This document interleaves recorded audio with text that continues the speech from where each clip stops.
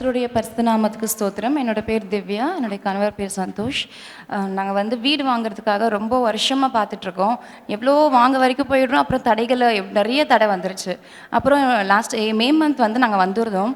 எப்போவுமே நான் மட்டும் தான் ப்ரேயருக்கு வருவேன். என் ஹஸ்பண்ட் அன்றைக்கி தான் ஃபஸ்ட் டைம் கூட்டிகிட்டு வந்தேன். அப்போ அங்கிள் ப்ரேயர் பண்ணார் வீடு வாங்கணும் அப்படின்ட்டு. நான் என்னால் சொல்லவே முடியல, சொந்த வீடு வாங்கணும்னு வாய் அப்படியே அடைச்சிருச்சு, சுத்தமாக பேசவே முடியல என்னால். ஆனால் அங்கிளே நீ வீடு வாங்குவ அப்படின்னு சொன்னார். அப்புறம் நாங்கள் ப்ரேயர் பண்ணிட்டு போனோம். என் ஹஸ்பண்ட் கேட்டார், உங்கள் ப்ரேயர் பண்ண சாட்டிஸ்ஃபேக்ஷனா? ஏன்னா நாங்கள் முழுசாக ப்ரேயர் மீட்டிங் ஃபுல்லாக இல்லையேன்னு. இல்லை, நான் சொன்னேன் இந்த ப்ரேயரோட வேல்யூ உங்களுக்கு தெரியும், அது பெருசு அப்படின்னு நான் சொன்னேன். அப்புறம் நாங்கள் அதே மாதத்தில் மே மந்தில் பார்த்தீங்கன்னா கர்த்தர் எனக்கு ஒரு லேண்டு காமிச்சாரு. கரெக்டாக ஃபிக்ஸ் ஆயிடுச்சு. இப்போ ஜூன் மந்தில் நாங்கள் ரெஜிஸ்டரும் பண்ணிட்டோம். அந்த லோன் ப்ராசஸ், ரெஜிஸ்ட்ரேஷன் ப்ராசஸ் எல்லாமே ஈஸியாக கர்த்தர் கொடுத்தார். கர்த்தருக்கு கொடான கொடி நன்றி. அல்லேலூயா. கர்த்தருடைய பரிசுத்த நாமத்திற்கு ஸ்தோத்திரம். 2021 என் மகளுக்கு திருமணமாச்சு. 2 வருஷமாக குழந்தை இல்லாதனால ஹாஸ்பிட்டலாம் போய் பார்த்தோம். நிறைய டெஸ்ட் எடுக்க சொன்னாங்க. திரும்ப டெஸ்ட்டு டெஸ்ட்டே எடுங்கன்னு சொன்னாங்க. நான் எப்போவுமே நம்பிக்கை டிவி ஐயாவோட ப்ரோக்ராமை பார்ப்பேன். அப்போ சொல்லுவார் ஐயா, அடைக்கல பட்டணத்துக்கு வரவங்களுக்கெல்லாம் அங்கே உங்கள் பிரச்சனை கிடையாது, ஏசப்பாவோட பிரச்சனை, அவர்கிட்ட அவர் பாதத்தில் போனாவே எல்லாம் தீரன்னு சொல்லுவார். எனக்கு இது வரைக்கும் நான் அந்த பக்கம் போனதே கிடையாது. ஆனாலும் நான் ஃபோன் நம்பர் வந்தது ஸ்க்ரீனில், ஃபோன் பண்ணி கேட்டு இந்த மாதிரி எப்படி வரணும்னு அங்கே கைட் பண்ணாங்க அங்கே சிஸ்டர்ஸ்லாம். அப்புறம் போய் இந்த மாதிரி அடுத்த மாதமே நீங்கள் சாட்சி சொல்லுவீங்க, நான் நம்பிக்கையோடு போங்கன்னாரு. ஆனால் எங்கள் மாப்பிள்ளை கப்பலில் வேலை செய்கிறாரு. 6 மாதத்துக்கு ஒரு முறை தான் வருவார். அவர் போயே 2 மாதம் தான் ஆகுது. இன்னும் வரதுக்கே 4 மாதம் ஆகும். இவர் இப்படி சொல்கிறாருன்ட்டு ஒரு சேப்பலில் போய் உட்காந்து நல்லா ப்ரேயர் பண்ணிட்டு எப்படி தெரியலையே அப்படின்னு சொல்லிட்டு வந்தேன். அப்புறம் மறு மாதமே எங்கள் மாப்பிள்ளைக்கு ப்ரொமோஷன் சொல்லிட்டு உங்களுக்கு இங்கே வேக்கண்ட் இல்லை, நீங்கள் அடுத்த கப்பலில் ஜாயின் பண்ணிக்கோங்க அப்படின்னு சொல்லிட்டு அவரை வீட்டுக்கு அனுப்பிச்சிட்டாங்க. அவர் வீட்டுக்கு டிசம்பர் மாதமே என் மகள் இது கர்ப்பம் தரிக்க கர்த்தர் உதவி பண்ணார். கர்த்தருக்கே ஸ்தோத்திரம். அல்லேலூயா.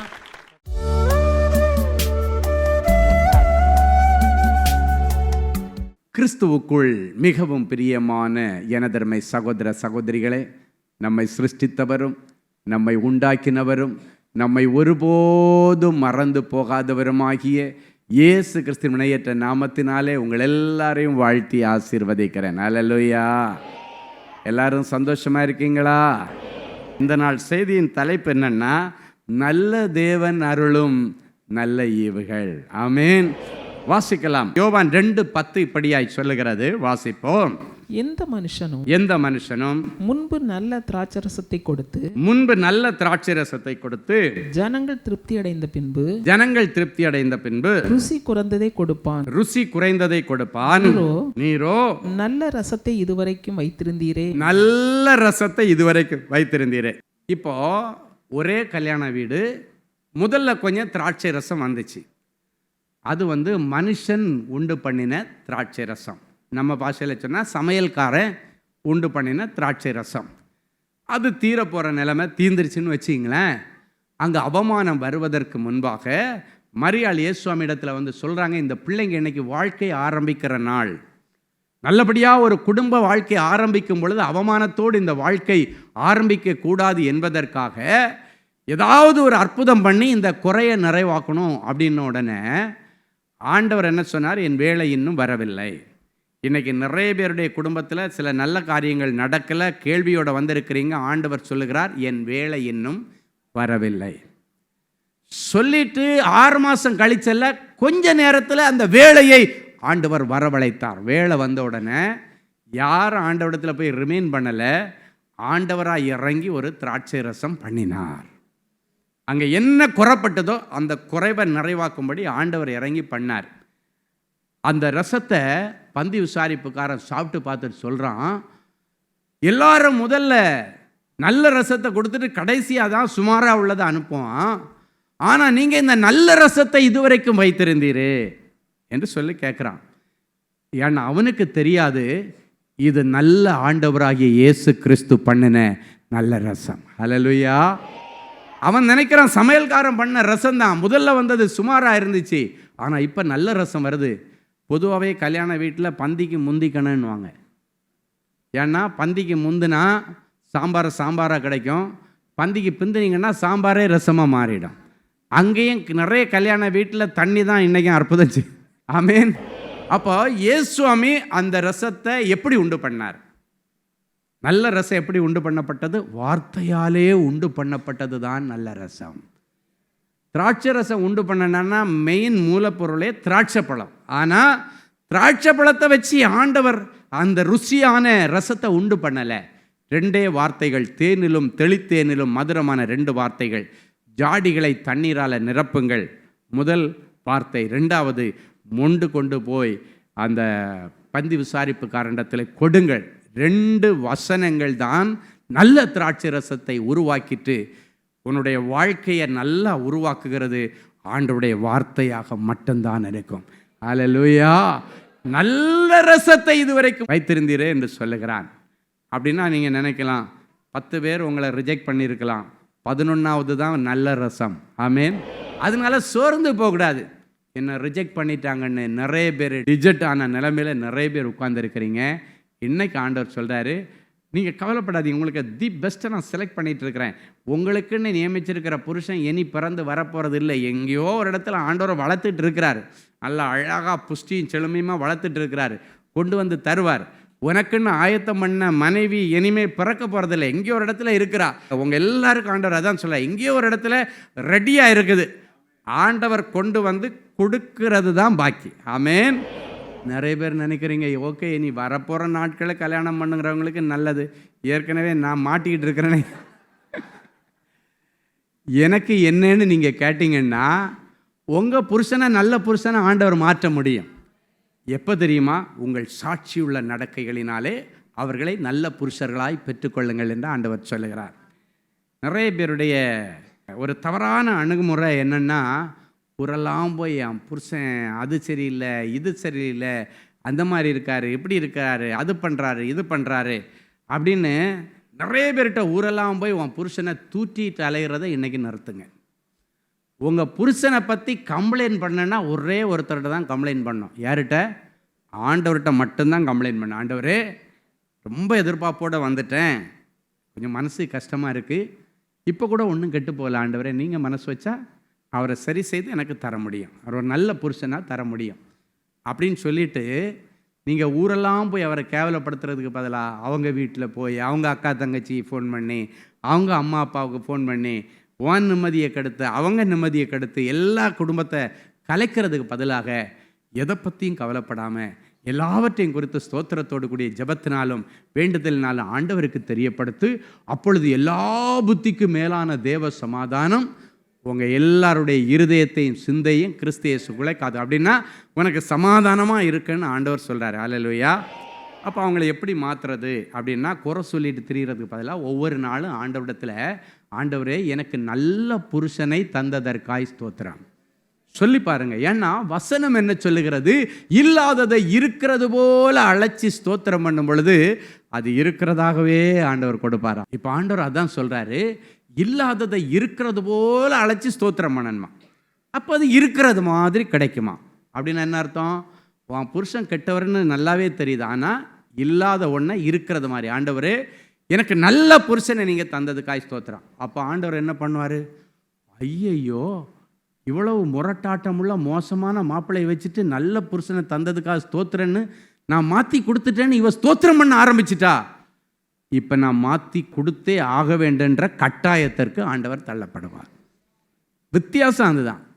நான் ஒரு முறை டிவியில் செய்தி கொடுக்கும் பொழுது குழந்தை இல்லாதவங்களுக்காக ஒரு ஆலோசனை கொடுக்கும்போது ஆண்டவர் இந்த வார்த்தையை சொன்னார், இல்லாததை இருக்கிறது போல் அழைச்சி ஸ்தோத்திரம் பண்ணும் பொழுது அது இருக்கிறதா கிடைக்கும் அப்படின்றது ஒரு வசனம். அந்த வசனத்தை வச்சு நான் அன்றைக்கி பிரசங்கம் பண்ணுறேன்.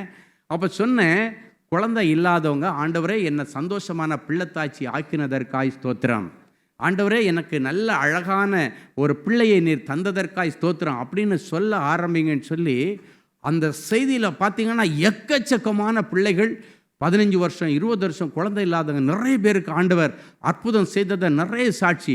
அப்போ தான் யோசிக்கிறேன், பைபிளில் உள்ள ஒவ்வொரு வசனமும் மக்களிடத்தில் போய் கரெக்டாக ரீச் ஆகிடுச்சுன்னா, அதை அவங்க ப்ராக்டிஸ் பண்ண ஆரம்பிச்சாச்சுன்னா அந்த வசனம் அப்படியே நிறைவேறும். இன்னைக்கு அதான் சொல்கிறாரு, நல்ல ரசத்தை வைத்திருந்தீரு என்ற வசனத்தின்படி நீங்கள் சொல்ல, ஆண்டவரே நல்ல புருஷனை எனக்காக நீங்கள் கொடுத்ததுக்காக ஸ்தோத்திரம். அப்போ ஏற்கனவே கல்யாணம் ஆகாதவங்களுக்கு நீங்கள் அப்படி ஜெபம் பண்ணலாம்.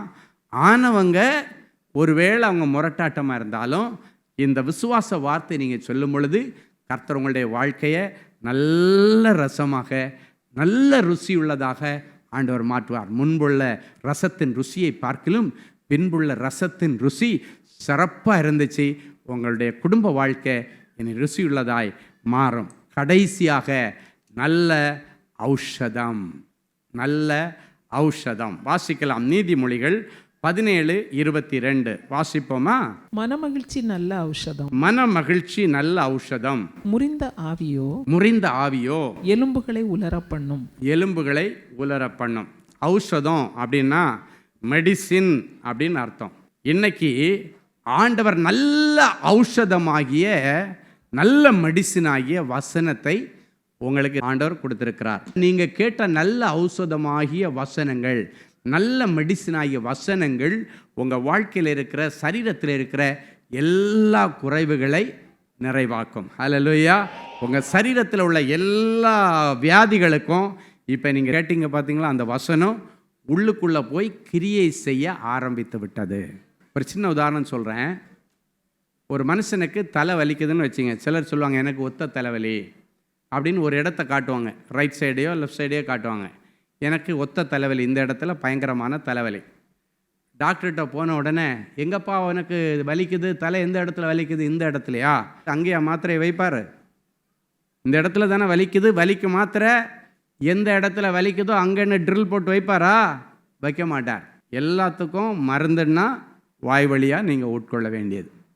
அப்போ நீங்கள் வாய் வழியாய் உட்கொள்ளுகிற மருந்து எந்த இடத்துல வலி இருந்தாலும் அந்த இடத்தெல்லாம் கிளியர் பண்ணுது.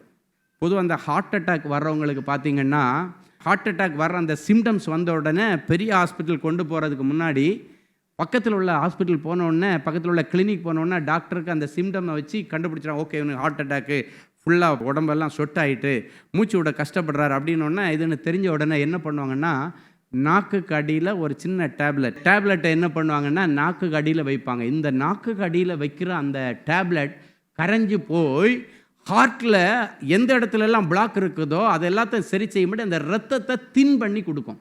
திக்காக இருக்கிற ரத்தத்தை தின் பண்ணி நல்ல பெரிய ஹாஸ்பிட்டல் போகிறது வரைக்கும் நல்ல ஃப்ளோ இல்லைன்னாலும் கொஞ்சமாவது அந்த சஸ்டெயின் பண்ணி தாக்கு பிடிக்கிற அளவுக்கு இந்த மாத்திரை போய் பிளட்டை கொஞ்சம் தின் பண்ணி, அப்படின்னாச்சுன்னா திக்காக இருக்கிறத கொஞ்சம் நார்மலாக்கி உடம்பு ஃபுல்லாக அதை சர்க்குலேட் பண்ணி பிரெயினில் எல்லாம் அந்த பிளட்டு சர்க்குலேட் ஆகணும். போகிறது வரைக்கும் பெரிய ஹாஸ்பிட்டல் போய் மேஜர் இது பண்ணுறது வரைக்கும் அவங்க உயிரை காப்பாற்றுறதுக்கு ஒரு டேப்லெட்டை நாக்கில் வைப்பாங்க. அது போய் கொஞ்சம் சஸ்டெயின் பண்ணி ஓரளவுக்கு காப்பாற்றிட்டு போகும். இந்த மாத்திரை எல்லாம் வாயில் வச்சு அதன் மூலமாக எங்கெல்லாம் ப்ராப்ளம் இருக்கோ கிளியர் பண்ணுதுன்னா, நீங்கள் செவி வழியாக கேட்ட வார்த்தை எங்கெல்லாம் பிளாக் இருக்கோ பிளாக்கை கிளியர் பண்ணோம், எங்கெல்லாம் கட்டி இருக்கோ ஆல்ரெடி கட்டியை கரைச்சிக்கிட்டே இருக்கார், எங்கெல்லாம் பெயின் இருக்குதோ எல்லா பெயினை கிளியர் பண்ணியிருக்கார், எங்கெல்லாம் தேவையில்லாத சதை வளர்ந்துட்டு இருக்குதோ சதை எல்லாத்தையும் ஆண்டவர் வெட்டி கிளியர் பண்ணிட்டு இருக்கிறாரு. எந்த உறுப்பெல்லாம் செயல்படாமல் இருக்குதோ கரெக்டாக அந்தந்த இடத்துல போய் அந்தந்த வார்த்தைகள் உட்கார்ந்து உங்களுக்கு கம்ப்ளீட் ஹீலிங்கை கொடுத்து உங்களை சுகமாக்கிருச்சு. உங்கள் சரீரத்தில் இனி வேதனை நீங்கி சுகமாயிருப்பீர்கள். காரணம் நல்ல ஔஷதமாகிய நல்ல தேவனுடைய வார்த்தைகளை கேட்டிருக்கீங்க.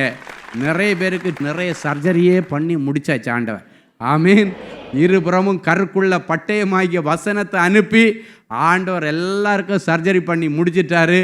ஏன்னா ஆண்டவருடைய வார்த்தைகள் கிரியைகளை நடப்பித்து திரும்பும். குமரி மாவட்டத்தில் ஒரு பிரசித்தி பெற்ற ஒரு டாக்டர் ஒரு நாள் நைட்டு ஒரு 9 மணிக்கு இருக்கும் ஃபோன் பண்ணுறார். ஃபோன் பண்ணி அவருக்கு ஹாஸ்பிட்டலாம் முடிச்சுட்டு, ஐயா எனக்கு ஹார்ட்டு ப்ராப்ளம் இருக்குது, நிறைய அடைப்புகள் இருக்குது, பிளாக் இருக்குது, அதனால் ஹார்ட்டு சர்ஜரி பண்ணி தான் ஆகணுன்ற சுச்சுவேஷனில் நான் இருக்கிறேன். ஒரு டாக்டரு அவர் சொல்கிறாரு, எனக்கு சர்ஜரி பண்ணுறதுக்கு கொஞ்சம் பயமாக இருக்குது, அதனால் உங்ககிட்ட நான் ஒரு ஜெபத்துக்காக கூப்பிட்டுருக்கிறேன் அப்படின்னார். அதே டாக்டர் எத்தனை ஹார்ட்டு சர்ஜரி வேணாலும் பண்ணுறவர் சொல்கிறாரு, இவருக்கு ஹார்ட்டை கொடுக்கறதுக்கு இவருக்கு பயம். எல்லாருக்கும் இருக்கிற பயம் தானே. ஈஸியாக ஹார்ட்டு இதுக்காக எல்லாம் ஈஸியாக கொண்டு போய் ஹார்ட்டை கொடுத்துட மாட்டாங்க, ஆப்ரேஷன் பண்ணுங்கன்னு. இப்போ இவருக்கு என்னென்ன ஆப்ரேஷன் இல்லாமல் ஒரு சுகம் வேணும். அப்போ என்கிட்ட சொன்னார், நீங்கள் ஃப்ரீயாக இருந்தீங்கன்னா எனக்கு கொஞ்சம் ப்ரே பண்ணுங்க. அப்போ நான் சொன்னேன், டாக்டர் இப்போ உங்களுக்கு ஒரு ஸ்பிரிச்சுவல் சர்ஜரி நடக்க போகுதுன்னு. என்ன பிரதர்னாரு, இதுக்கு மேலே யாரும் உங்கள் ஹார்ட்டை ஓப்பன் பண்ணாதபடிக்கு ஆண்டவர் ஒரு ஆவிக்குரிய சர்ஜரி பண்ண போகிறாரு. நீங்கள் ஃப்ரீ ஆகிட்டீங்களா, இல்லை இன்னும் வெளியே பேஷண்ட் யாராவது இருக்காங்களா? ஏன்னா கொஞ்சம் டைம் எடுக்கும், சர்ஜரிக்குன்னா கொஞ்சம் டைம் எடுக்கும் அப்படின்னு நான் சொன்னேன். இல்லை எல்லாம் கிளியர் பண்ணிட்டு தான் நான் பேசுகிறேன். சரி, இப்போ சர்ஜரிக்கு ரெடி ஆகிடுங்க அப்படின்னு சொல்லிட்டு. எதுக்கு சொல்கிறேன்னா, நல்ல ஔஷதத்துக்காக நான் சொல்கிறேன். ஆண்டவருடைய வார்த்தைகள் நல்ல ஔஷதம். எப்படி ஒரு ஹார்ட்டு ஓப்பன் ஹார்ட் சர்ஜரியாக பண்ணுவாங்களோ அதே போல் வசனத்தை வச்சு ஆண்டவர் சர்ஜரி பண்ணார். வசனம் வந்துக்கிட்டே இருக்கு, எனக்கே தெரியாது எப்படியெல்லாம் அந்த வசனங்கள் வருதுன்னு. அவர் நிறைய இடத்துல அந்த டாக்டரே இந்த சாட்சியை சொல்லியிருக்காரு. அப்போது ஒருவரும் பூட்டக்கூடாதபடி திறக்கிறவர், இதோ உன்னுடைய ஹார்ட்டை இப்போ ஓப்பன் பண்ணுறார். Open heart surgery. இந்த வசனம் இருபுறமும் கருக்குள்ள பட்டயமாகிய வசனம். அப்படின்னா இது ஒரு ஸ்வோர்ட். ஆமாம், இந்த வசனம் போய் அவருடைய ஹார்ட்டை ஓப்பன் பண்ணிடுச்சு. கல்லான இருதயத்தை எடுத்து போட்டு, அப்படின்னா பிளாக் நிறைந்த இருதயத்தை எடுத்து போட்டு, நவமான இருதயத்தை பொருத்தி, அப்படின்னா புதிய ஹார்ட்டை டிரான்ஸ்பிளான்ட் பண்ணி இதோ சகலத்தையும் புதிதாக்குகிறேன் அப்படின்ட்டு இந்த டோட்டல் ஹார்ட் ஆண்டவர் புதுசாக மாற்றியாச்சு. அடுத்து முதல்ல ஒருவரும் பூட்டக்கூடாதபடி திறக்கிறவர் ஓப்பன். இப்போ எல்லாத்தையும் ஆண்டவர் சர்ஜரி பண்ணி முடிச்சாச்சு. இப்போ மூடணும். ஒருவரும் திருப்பி ஓப்பன் பண்ணக்கூடாதபடிக்கு மூடுகிறவர். இந்த வசனத்தின்படி இந்த ஹார்ட்டை யாரும் ஓப்பன் பண்ணக்கூடாது, நெஞ்சு கூட யாரும் ஓப்பன் பண்ணக்கூடாதபடிக்கு ஆண்டவர் மூடினதற்காக ஸ்தோத்திரம். இப்போ நான் உங்களுக்கு ஷார்ட்டாக ஒரு 2 நிமிஷத்துக்குள்ளே தான் இவ்வளோ சொன்னேன். ஆனால் ஃபுல்லாக அந்த வசனங்கள் எல்லாமே அன்னைக்கு ஆண்டவர் கொடுத்தது கிட்டத்தட்ட ஒரு 15 நிமிஷம் 10 நிமிஷம் ஃபுல் ஹார்ட் சர்ஜரியை ஆண்டவர் வசனத்தின் மூலமாக செய்து முடிச்சிட்டார். முடித்தோடனே அவர் கேட்டார், பிரதர் ஓப்பன் ஹார்ட் சர்ஜரி பண்ணும்போது தியேட்டரில் எதுவும் போய் நின்று இருக்கீங்களான்னு கேட்டார். நான் சொன்னேன், டாக்டர் எனக்கு ஆப்ரேஷன் தியேட்டரில் எனக்கு என்ன வேலை இருக்குது? அவர் சொன்னார், ஒரு ஓப்பன் ஹார்ட் சர்ஜரியை எப்படி நாங்கள் பண்ணுவோமோ அதே மாதிரி பர்ஃபெக்டாக அந்த வந்த வார்த்தைகள் பண்ணி முடித்த காரியங்கள் எல்லாமே அப்படியே ஒரு மேனுவலாக ஒரு ஹார்ட்டை ஓப்பன் பண்ணி புது ஹார்ட்டை டிரான்ஸ்பிளான்ட் பண்ணி முடித்தா எப்படி இருக்குமோ அதே மாதிரி தான் இது இருந்துச்சு. நான் விசுவாசிக்கிறேன், என்னுடைய ஹார்ட்டு புதுசாச்சு. கிட்டத்தட்ட 10 வருஷம் ஆகுது. இன்னைக்கு வரைக்கும் அவருக்கு ஹார்ட்டு ப்ராப்ளமே இல்லை. ஆண்டவருடைய இருதயத்தை புதிதாய் மாற்றி கொடுத்திருக்கிறார். அல்லேலூயா. எதுக்கு சொல்கிறேன்? நல்ல ஔஷதம். இப்போ உங்களுக்கு விசுவாசம் வந்துருச்சா? உங்களுக்கு ஆப்ரேஷன்லாம் முடிஞ்சிருச்சுன்னு நிறைய பேருக்கு யூட்ரஸை எடுக்கணும்னு சொல்லிட்டாங்க. யூட்ரஸை வச்சுட்டு யூட்ரஸில் இருக்கிற குறைபாடுகளை எல்லாம் ஆண்டவர் மாற்றிட்டார். இல்லைன்னா நீங்கள் நம்புங்க, அந்த யூட்ரஸை தூக்கி போட்டு ஆண்டவர் புது யூட்ரஸை மாற்றியாச்சு. அல்லேலூயா. ஆமாம், என்னென்ன பிரச்சனை இருக்குது எல்லாத்தையும் கிளியர் பண்ணியாச்சு. இப்போ விசுவாசத்தோட எழும்பி நின்று எல்லாரும் அப்படியே கண்களை மூடி, ஆண்டவரே உமக்கு நன்றி செலுத்துகிறேன். என் அன்பு பிள்ளைகள் எத்தனை பேர் நன்மையான காரியம் நடக்குன்னு எதிர்பார்த்து இருந்த நேரத்தில் சூறாவளி காற்று போல தீமையான காரியங்கள் நடந்ததோ, அந்த தீமைகளை நல்ல ஆண்டவர் இன்றைக்கு நன்மையாக நீர் மாற்றி தருகிறதற்காக உமக்கு நன்றி.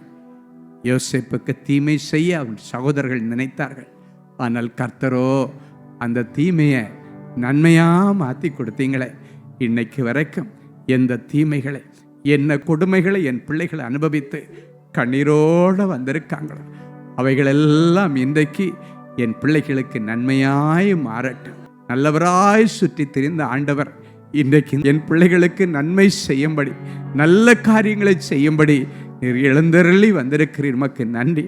உலக பிரகாரமான ஒரு தகப்பன் தன் பிள்ளைகளுக்கு நல்லதை செய்வது உண்மையானால் பரலோக அப்பா உங்களுக்கு நன்மையானதை கொடுப்பது அதிக நிச்சயம் என்று சொன்னீர். நீ சொன்னது போல நல்ல வஸ்துக்களால் நிரம்பின ஒரு நல்ல வீட்டை என் பிள்ளைகளுக்கு நீங்கள் தாங்கப்பா.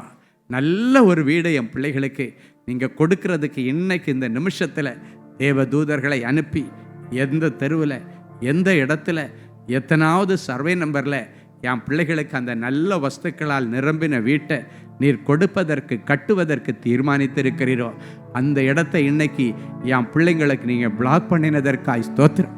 என் பிள்ளைங்க கையில் விசுவாச கண்கள் மூலமாக அவருடைய விசுவாச கைகளில் அந்த டாக்குமெண்ட்டையும் நல்ல வஸ்துக்களால் நிரம்பின அந்த நல்ல வீட்டிற்கான சாவியை என் பிள்ளைகள் இன்றைக்கு பெற்றுக்கொண்டு கடந்து செல்லட்டும். நல்ல பொக்கிஷ சாலையை திறப்பேன் என்று சொன்னீரே, கடனில் கஷ்டப்பட்டு கொண்டிருக்கிற என் பிள்ளைகளுக்கு தயவு செய்து இவருடைய கடன்களை அடைக்கும்படி பரலோகத்தின் நதியோடு இவருடைய வேலை, இவருடைய ஊழியம், இவருடைய அந்த வியாபார ஸ்தலங்களை ஆண்டவர் கனெக்ட் பண்ணி பரலோகத்தின் நதியினாலே அதை மிகவும் செழிப்பாக்குவேன் என்று சொன்னீரே. வறட்சியான என் பிள்ளைகளுடைய வாழ்க்கை மிகுந்த செழிப்பானதாய் மாறத்தக்கதாக ஆண்டவர் என் பிள்ளைகளுக்கு மதகுகளை திறந்ததற்காய் ஸ்தோத்திரம். மூடப்பட்டு கிடக்கிற வியாபார ஸ்தலங்கள் மறுபடியும் திறக்கப்படுவதாக. நஷ்டத்தில் ஓடிக்கொண்டிருக்கிற வியாபாரங்கள் லாபத்தை காணட்டும். தொடர்ந்து ஆண்டவருடைய நாம மகிமைப்படட்டும். என் பிள்ளைகள் விரும்பி வந்த அத்தனை காரியங்களிலும் இன்றைக்கு ஒரு அற்புதம் நடக்கட்டும். இயேசுவின் மூலம் பிதாவே, ஆமேன், ஆமேன், ஆமேன். கிறிஸ்துவுக்குள் அன்பானவர்களே, ஆண்டவராகிய இயேசு கிறிஸ்துவின் இனிய நாமத்தில் அன்பின் வாழ்த்துக்கள்.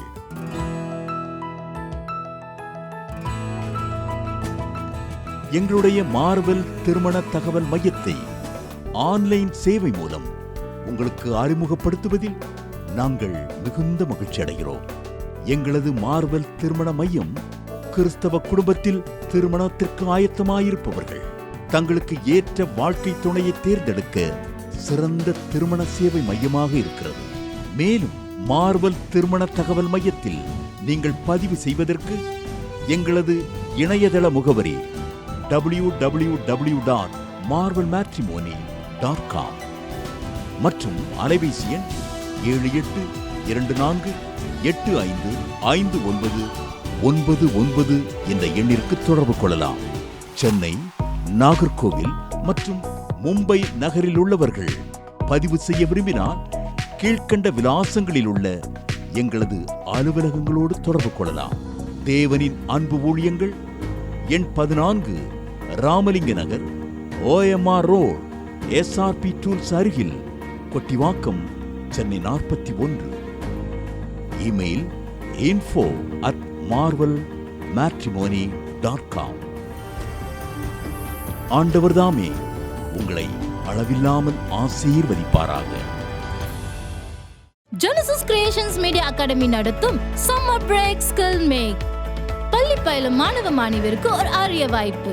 இந்த வருடம் மே கோடை விடுமுறையை முன்னிட்டு எங்களது Genesis Creations Media Academy மூலம் குறைந்த கட்டணத்தில் 7 தினங்களில் photography, videography, Photoshop, video editing ஆகிய தொழிற்கல்விகளை மிக சிறந்த முறையில் பயிற்றுவிக்க நாங்கள் திட்டமிட்டுள்ளோம். மேலும் விவரங்களுக்கு எங்களது Genesis Creations Media Academy-யின் தகவல் தொடர்பு மையத்தை இன்றே தொடர்பு கொள்ளுங்கள்.